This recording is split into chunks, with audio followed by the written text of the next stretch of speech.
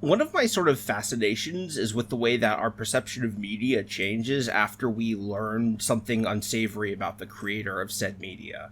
It's why I did a podcast about the show Louie, it's why I did a series of videos on the game Brigador, and it's why most recently I've been watching a bunch of behind-the-scenes stuff from Pixar.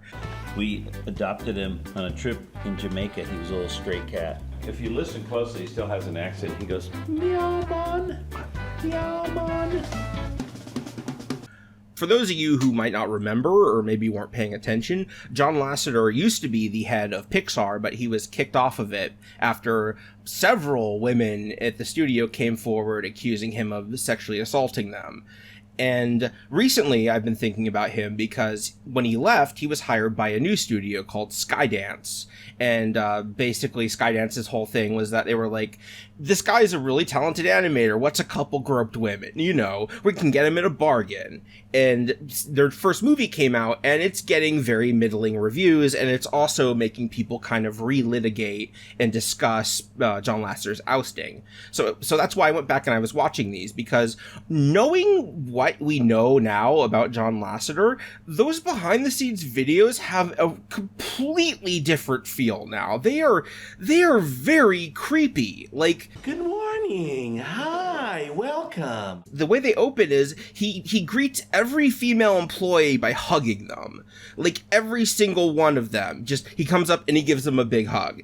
And knowing what we do about him, it's just like, ugh. Morning, Megan. Very good. How are you?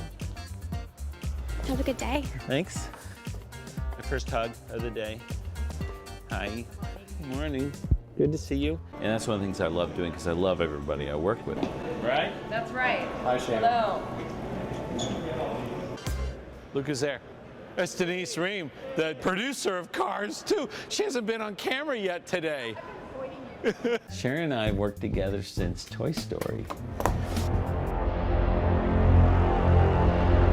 But the thing that pushes it to next level is that there's this thing called the Love Lounge, which is a hidden room that has like a camera outside of it so you can see if anybody's coming. In the behind the scenes stuff, they present it as this like, oh, it's so wacky and cool. We have our like hidden speakeasy here and guys come back here. But knowing what we know now, it's like, you called it the Love Lounge. Like...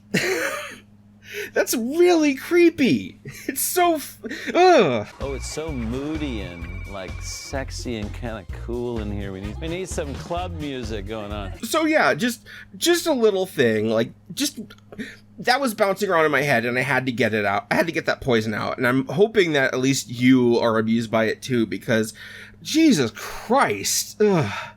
You try to be sensitive to all your audiences all around the world. This is why you need to be thoughtful when you do things. You need to consider, what will this look like in different contexts?